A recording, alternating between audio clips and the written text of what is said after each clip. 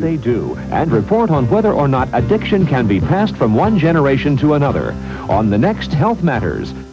Sunday morning at 10:30 on 13, where your health matters. This is WHO TV 13 Des Moines. President Reagan acknowledges preoccupation with the Iranian arms scandal, and Bush pleads ignorance. NBC Nightly News, reported by Connie Chung. Good evening. President Reagan at his California ranch today admitted that the Iranian-Contra rebel crisis has taken attention away from issues the White House should be concerned about.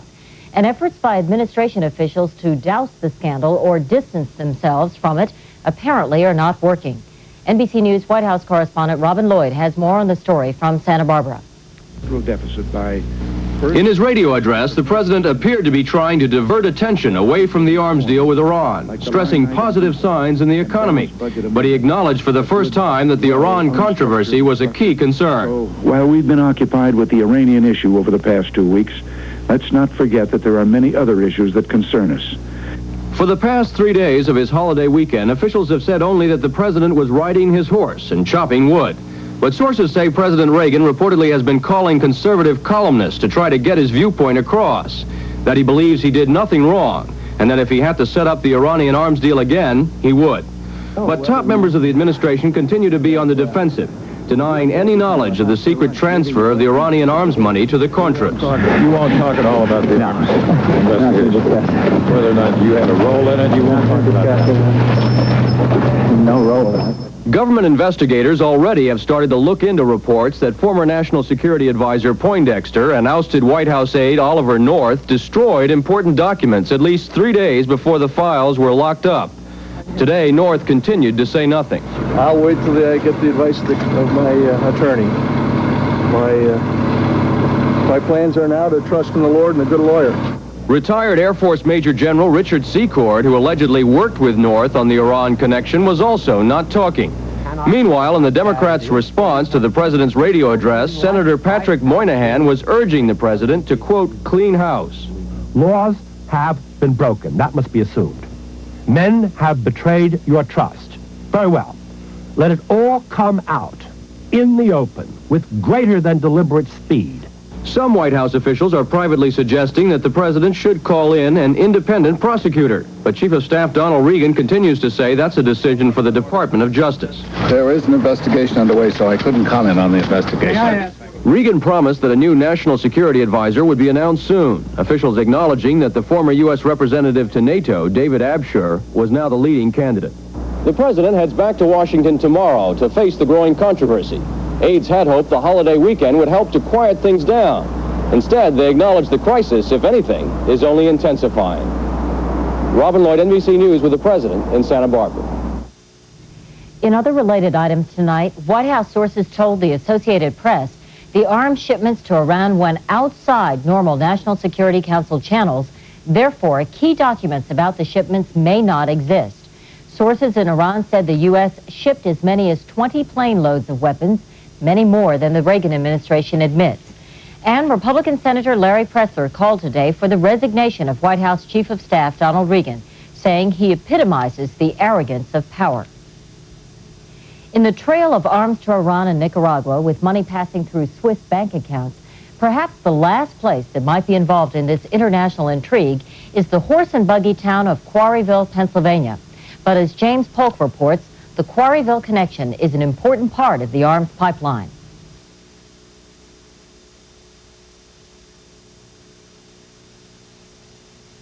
Crossroads to find on the secret route between arms deals with Iran and money for the Contras in Nicaragua. But this airport outside Quarryville, no more than a grass landing strip, is the beginning of the pipeline for arms shipments into Nicaragua. The airfield is owned by a company called Corporate Air Services, a one-man company run by this shadowy figure, Edward de Garay, who goes by the shorter name of Ed Garay. The C-123, which crashed making arms drops inside Nicaragua, was owned by Garay's company, Corporate Air Services. And Eugene Hassenfuss, captured after that crash, was being paid with money from the same mysterious Quarryville company. Corporate Air Services' only address is Garay's home, in the woods at the far end of the airstrip. Phone records for 2 safe houses in El Salvador used by Hassenfuss and the pilot killed in the crash show 16 calls made to Garay's company here in little more than 2 weeks this summer. Late in the summer, 3 payments were wired by corporate air services from the Farmers First Bank to Hassenfuss's hometown bank account. Bank officials here won't talk about this and won't answer questions about where Garay's money comes from. Garay's neighbors around Quarryville describe him as a short, quiet man of mystery, an ex-Marine with no apparent access to any wealth. Yet Garay is said to have paid $300,000 last March for the C-123 plane, using a check from Southern Air Transport in Miami, the same company which made 4 flights to the Middle East during the Iran arms shipments. This Thanksgiving weekend, no one was answering the doorbell at Garay's home. As the FBI probes deeper into the Iran-Nicaragua connection, the secrecy that has surrounded this tiny airport operation is likely to unravel. James Polk, NBC News, Quarryville, Pennsylvania. Coming up on our news, Stan Bernard on the Pope's visit to Australia. Today, he defended the rights of the Aborigines. Keith Miller on a political riot in South Korea. Almost 2,000 people were arrested. And Charles Gomez on Kilauea. A river of lava is making Hawaii bigger every day.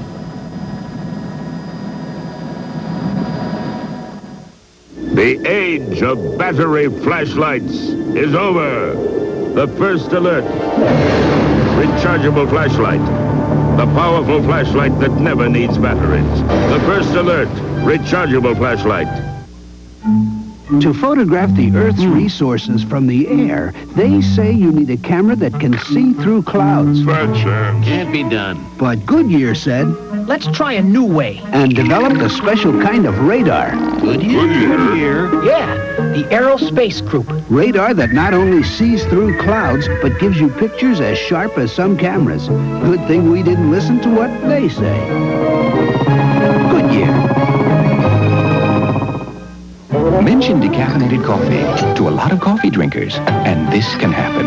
To them, decaffeinated just doesn't have enough flavor, enough aroma. But now there's new Brim. It's aroma blended to give you a rich aroma, a full-bodied flavor. So for some people, it's new Brim or nothing. Brim? Brim? Uh-huh. Brim? What do you think? Fill it to the rim with new Brim. Kellogg's isn't the best tasting Post, The best tasting Raisin Bran is new Raisin Nut Bran, because our raisins are special, covered with nuts, nutty, plump, and tender. You'll say new Raisin Nut Bran is the best tasting Raisin Bran. 70,000 riot police crushed a major opposition political rally in South Korea today. More than 1,000 people were detained and 70 dissidents were placed under house arrest. Keith Miller reports from Seoul. It was an extraordinary show of force by the South Korean police. They sealed off all approaches to the city this morning to prevent people from attending what was to be the largest anti-government rally ever held in the South Korean capital of Seoul. The government's ban on the rally was enforced, but protesters and police fought running battles throughout the center of the city.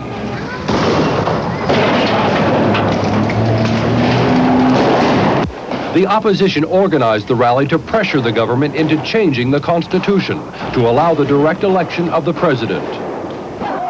Opposition political leaders never got the opportunity to see their supporters, since they were put under house arrest on the pretext that their presence would fuel social unrest. The government banned the rally, saying it would incite violence from radical leftists and pro-communist elements. There were numerous arrests, but few casualties in the protest to the ban. For weeks now, the government and political opponents have been deadlocked over how to choose the nation's next president in 1988. The U.S. government is calling for compromise, and the military-backed ruling party has proposed a parliamentary cabinet system. But the opposition says this will only increase the power of the party that now rules the country. The issue is the greatest threat to the political stability of South Korea. The movement for democratic reform in the country claims today's strong police action is nothing less than undeclared martial law. Keith Miller, NBC News, Seoul. Members of 10 different Aboriginal tribes turned out in 90-degree heat today to give Pope John Paul a colorful welcome to Australia's outback. Stan Bernard is covering the Pope's visit to Australia. and has this report. The Pope met with and defended the rights of the Aborigines, the natives who have been in Australia for 40,000 years. 200 years ago, when the first white settlers came to Australia, there were 300,000 Aborigines. Now there is half that number. This is the part of Australia that is mostly hot desert. About 4,000 people, most of them white settlers, gathered to meet the Pope. But the Pope went to Alice Springs with a mission of offering the Aborigines his support. The land has religious significance to these people, and the Pope urged them to work harder to defend their interests. The Church still supports you today. Earlier, as the Pope flew over the 520,000 square mile Northern Territory, he spoke to students from his plane over a radio network used to teach children. The population is so sparse in the vast outback that the School of the Air was set up to reach children who can't get to a classroom. The exchange between the children on the ground and the Pope was carefully prepared. Which one would you like us to pray for today, Ella? Jesus told his disciples, "Let the little children come to me."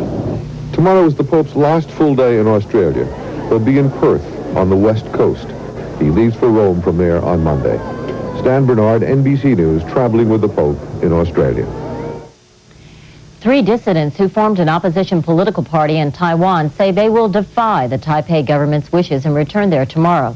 Taiwanese officials have already tightened security at the airport and warned that the 3 are not welcome. Former U.S. Attorney General Ramsey Clark is among those accompanying the dissidents.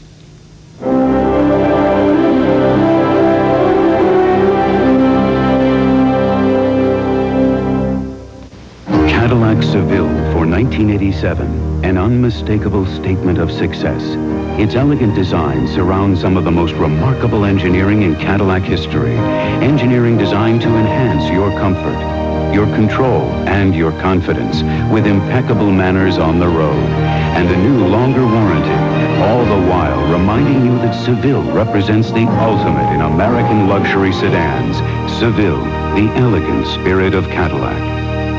Computers? Who's got time to figure out how to use them? That's how the owners of a clothing store, father and son, felt about personal computers until they got one. And a catering business until they got one. We're IBM, and we've seen some very skeptical people become very enthusiastic. And that makes us proud, because we have more computers helping more small businesses than anybody. IBM personal computers. Small business is getting big on them. The special richness of Folgers crystals. Enjoy the same richness in decaffeinated Folgers crystals, made from Folgers mountain-grown coffee. The only decaffeinated with Folgers' rich aroma and those dark, sparkling crystals that burst into Folgers' deep, rich flavor. That is rich. Enjoy mountain-grown decaffeinated Folgers crystals. An 8-mile river of lava, 2,000 degrees hot, reached the ocean today, adding some new acreage to the state of Hawaii. The Kilauea volcano was a spectacle for some, a tragedy for others, but very hard to ignore. Charles Gomez reports. Lava from erupting Kilauea volcano poured into the sea today, but despite Hawaiian folklore which says volcanic activity will end when lava reaches the ocean, that did not happen. Fiery hot lava is spreading along the Kalapana coast. Homes in the lava's path burst into flames, but as of this afternoon, no new homes were threatened. Signs of devastation were everywhere. Several cars were left embedded in the 2,000-degree molten rock. And at the volcano itself, lava continued to seep from large cracks. The flow is continuing at basically the same rate that it's been going since the beginning. You know, there's been essentially no change at all. Lava cut the coastal Kalapana highway in two, and as the rock hardened, it left behind high ridges that could only be removed by bulldozers. The state may have to wait several months until the lava stops flowing before it can rebuild this road. That's because of the intense heat retained in this molten rock. This area here, this is where the firefighters all did the cool down with water. The eruption gave an unexpected boost to the Big Island's tourist business. For many, those who visit and those who live here, the event was something to write home about. I think it's very awesome. It's unbelievable. But for others, really wasn't that impressive looking. Despite the devastation caused by the lava flow, locals say it's all part of the ever-changing landscape of these volcanic islands. Charles Gomez, NBC News, Kalapana, Hawaii. Greencastle, Indiana is another company town, soon to be without the company. The town was already in a severe farm depression when it learned it will lose its big high-tech employer. James Makawa reports tonight on how a double dose of trouble has Greencastle down, but not yet out.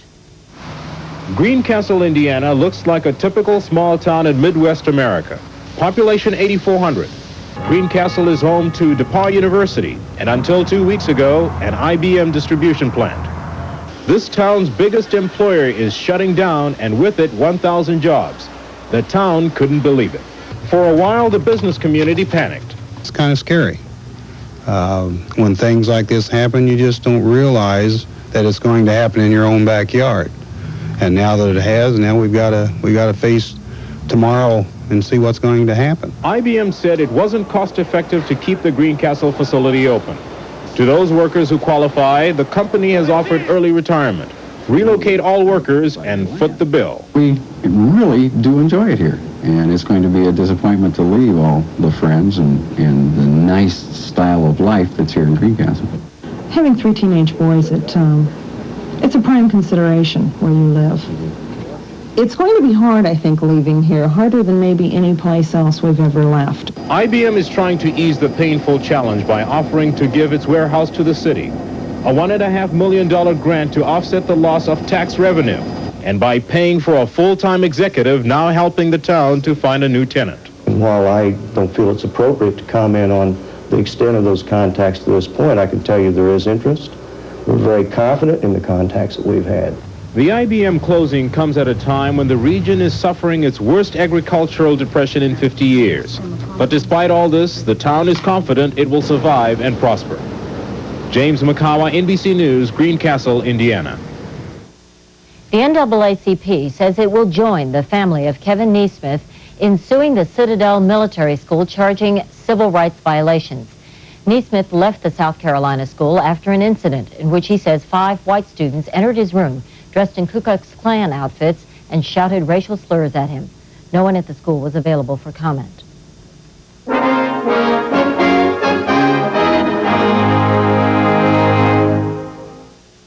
The Remington microscreen shaves as close as a blade, or your money back. The first screen shaves incredibly close. The second even closer. The Remington microscreen rechargeable shaves without a cord. The Remington microscreen shaves as close as a blade, or your money back.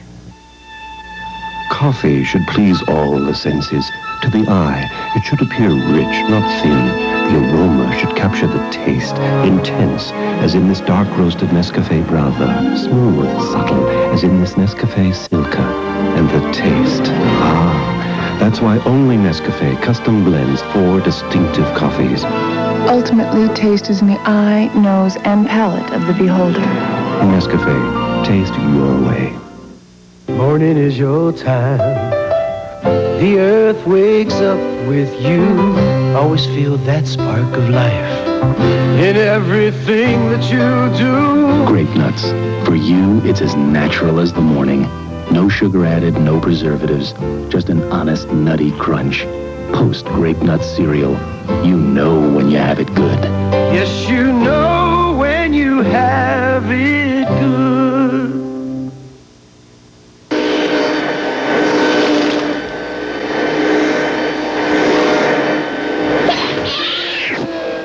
It's time to change your light bulb. Phillips Longer Life Square bulbs last 32% longer than ordinary round bulbs. There was more bloody fighting in and around Beirut today as Muslim militiamen battled Palestinian guerrillas for control of 2 refugee camps and a strategic highway. More than 200 people have been killed in 6 days of fighting, despite efforts by Syria, Libya, and Iran to arrange a ceasefire. In South Africa today, thousands of extreme right-wing Afrikaners solemnly pledged to fight to maintain the current system of apartheid. As Mike Betcher reports, the Afrikaners gathered at a monument commemorating an historic victory over the British at the turn of the century. The 14 horsemen dressed in brown uniforms looked out of place on the South African superhighway. They had ridden for days to muster support to their cause, the fight against black demands for equality and foreign pressure on South Africa's whites to grant it.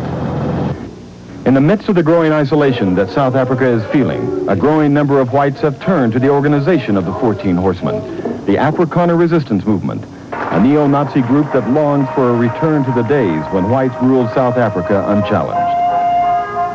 As of today, this bank is 100% South African. And that means that the bank has come home. The pressure felt by South Africans was evident again this week as the president of Barclays Bank in South Africa used a slick video production to explain why its British parent company sold out and left. South Africans also saw the first black American ambassador here, Edwin Perkins, who came to present his credentials to President P.W. Botha as a symbol of a harder new American policy towards this country. The driving reins did not stop what the followers of the Afrikaner Resistance Movement saw as their solemn duty in the face of international pressure, to pledge a covenant with God if he protects them from the current onslaught and preserves the white-ruled states. The group's leader, Eugene Terblanche, read the new covenant from a buckskin scroll. He pledged his followers to a fight to the death to protect the rights of the white Afrikaner. The Afrikaner Resistance Movement, although it represents a minority of South Africa's whites, has been strong enough to slow the pace of reform here. The country's leaders fear the ranks of the extreme right wing could swell if they scrap more apartheid laws. The movement is already preparing the young to keep up the pressure against reform into the next generation. Afrikaner youth, let the flame burn high, proclaimed one youth leader.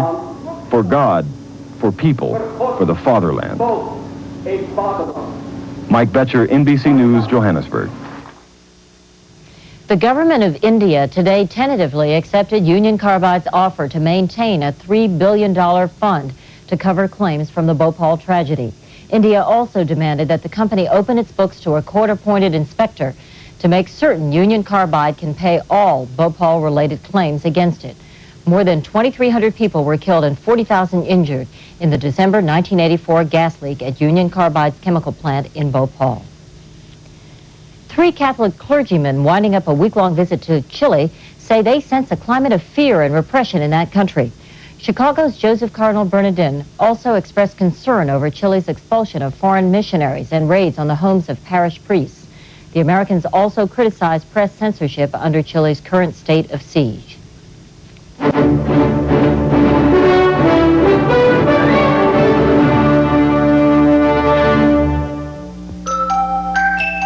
Over the years, your kids will grow out of just about everything.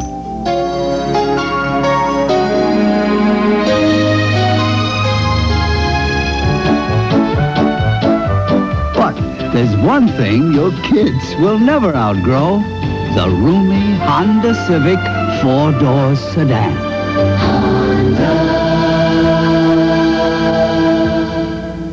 When you need a laxative, you want your mom. This mom. Phillips Milk with Magnesia. M-O-M. Phillips gives you easy relief, not harsh. Mom knows what's good for you. Nobody treats you better than Mom. We asked 1,000 doctors if stranded on an island, which would they want? Tylenol, extra strength Tylenol, Advil, or Bayer? More doctors chose Bayer, nearly 2 to 1 over extra strength Tylenol. Bayer, the wonder drug that works wonders. On Meet the Press, the deepening Iranian arms crisis. A view from the Senate with Senators Lugar and Moynihan, and from the Carter administration with former Vice President Walter Mondale. Sunday, the NFL plays here when the Steelers battle the Bears. Before your team takes the field, our team hits the air. NFL 86. Imagine the power of 2 great computer companies coming together as one. Resources not just doubled, but raised to the power of 2. Introducing Unisys. True competition in the computer industry, and a single winner will emerge. You. And finally tonight, everything old is new again. Well, not everything, but the samba, the cha-cha, the tango, the waltz, and the foxtrot are back. Douglas Kiker quick-stepped his way to Florida for this report.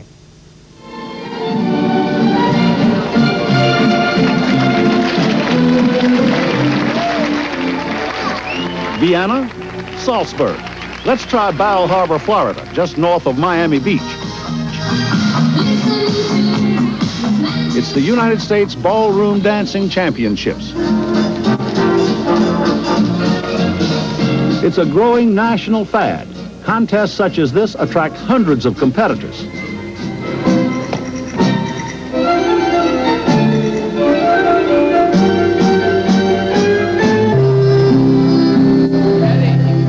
Amateurs here to test their skills. Many of them middle-aged men and women who have practiced for years with dancing teachers. 4 or 5 hours a day to reach this level of competition. In real life, I'm a commercial banker.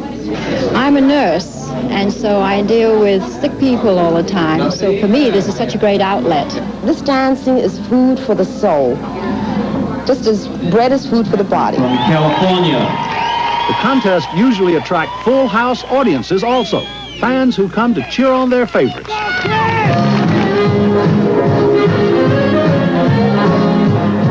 Between contests, the spectators dance, people of all ages. Professionals come to compete in this contest for $50,000 in prize money. Most of them are dancing teachers, but some dance competitively for a living, traveling from ballroom contest to contest like pro golfers on tour. It's something we've been doing all our lives, and we couldn't live without it. Ballroom dancing at this level of excellence is a sport as much as it is an art, requiring thousands of hours spent in training and practice. It takes a lot of desire, it takes a lot of energy, a lot of willpower, and really a love of the dance. A sport with very strict rules enforced by sharp-eyed judges. It's very much like ice skating, yes, as a sport. Competitive ballroom dancing has been popular in Europe for years. Now it appears it's the coming thing in this country. The kids are coming to dancing very strongly now. We see dancing in colleges and universities where we didn't have ballroom dance programs in the past. So move over, rock and roll, the twist, the fruit, the funky chicken, and all the rest, and make way for the old-fashioned foxtrot. Douglas Kiker, NBC News, Bal Harbor, Florida. Come on, Doug. The twist, the frug, and the funky chicken are old. And that's our news. Tomorrow on Meet the Press, the Iranian-Contra rebel connection with Senators Moynihan and Lugar and former Vice President Walter Mondale. And Chris Wallace will be here tomorrow night. I'm Connie Chung in New York. I'll see you again Tuesday night on 1986 along with Roger Mudd. That's Tuesday night, 10 o'clock, 9 Central. Thanks for joining us. Good night.